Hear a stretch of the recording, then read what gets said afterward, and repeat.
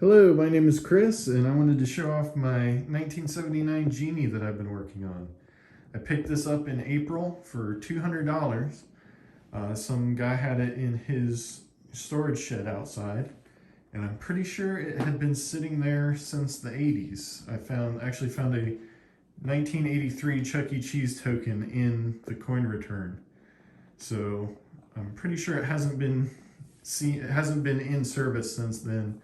I don't know when it stopped being operational, but I have a feeling it's been a while. There are some pretty major issues when I picked this up. The number one issue is you can see these little pieces of wood here that the head bolts screw into. They were still bolted to the bottom of the head. And I'll put up some pictures of that here.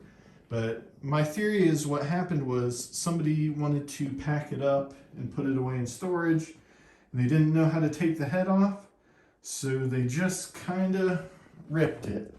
And you can see there's a crack in the wood here and some missing wood throughout. But so step number one when I got this thing was do some structural repairs. Get these back in. Also, this back here was cracked, split all the way down. So I had to basically put the cabinet back together. But now that's looking pretty good.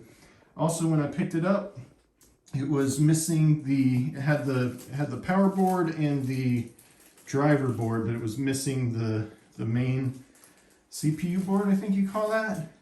And so after consulting with some people online, I figured the best move was to go with one of these Pascal all-in-one boards. It should make all the electronic stuff a lot easier. Over here, I've got the back glass. Looks pretty good. Some of the reds are a little faded, which is pretty common with these. And there is some, where is it? Yeah, up here you can really see it. There is some peeling. So basically the second thing I did was clear coated all the back glass to stop any of the flaking and preserve as much of that artwork as possible. Overall though, I think that looks pretty good. My current project, as you can tell here, I've been fixing some wiring and repinning the whole thing. So I've got the power board out. There was no power plug, so I had to weld this guy on. I also added some fuses to the small transformer and repinned and replaced a bunch of connectors. I actually found a place that had 3D printed connectors, so those worked pretty well. And I replaced all the fuses, did some multimeter testing, made sure everything looked good in here. So that's about ready to go back into the cabinet. The other thing I did was pulled out the, what do you call this? The light board, the middle board for the head. My cat here is very interested in what I'm doing. It was pretty dirty, had some mildew spots, didn't look very good, so I just wanted to get that all white so it'll be nice and shiny behind the back glass.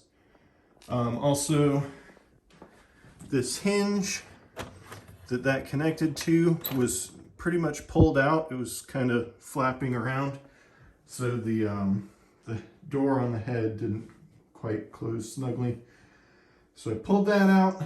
I wood glued and re-drilled and re-screwed all the holes for the hinge, so that now this sits in here nice and tight.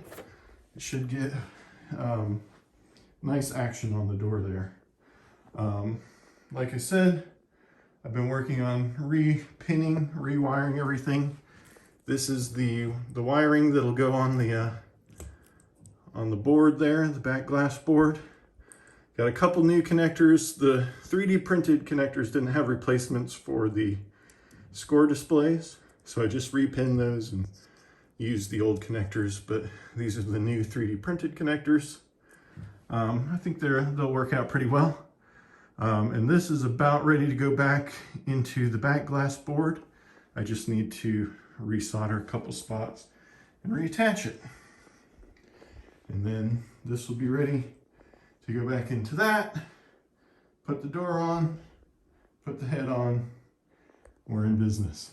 The last bit of rewiring I need to do here is another unfortunate casualty of ripping the head off. A couple of these connectors got pulled loose.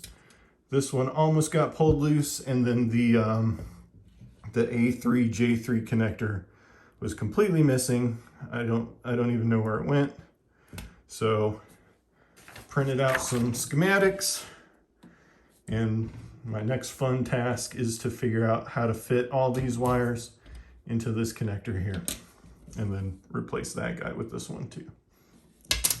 Once that's done, pretty much all the wiring will be complete, and I'll be able to put this whole thing back together and actually try turning it on. We'll see what happens. The playfield is dirty, but it's in pretty good condition. No deep wear. There's a little bit of bad wear up here on this bonus when lit. That's pretty common on these Genies. But for the most part, the art looks pretty good. I've got new rubbers to go on the flippers and all the bouncy things. I've got new plastics. You can actually see this is an old plastic. This is a new plastic. Old one's pretty dirty. New one looks, if I can get a picture of it through the glass, nice and clean and crisp and not warped at all. All the old ones are pretty badly warped. You can really tell how dirty that one is there. This one looks pretty bad. So yeah, new plastics. I'll probably end up replacing drop targets and things like that. I'll try cleaning them up, but like these ones here, all the art is scraped out of the middle. And then I'm gonna do a full strip and clean on the playfield because it is pretty crusty. You can see around the inserts, they have kind of like white crust around all of them. Especially the star targets up here, really crusty. And yeah, it just needs some love. And hopefully before long, this guy will be up and running. Looking forward to it. All right, thanks for watching.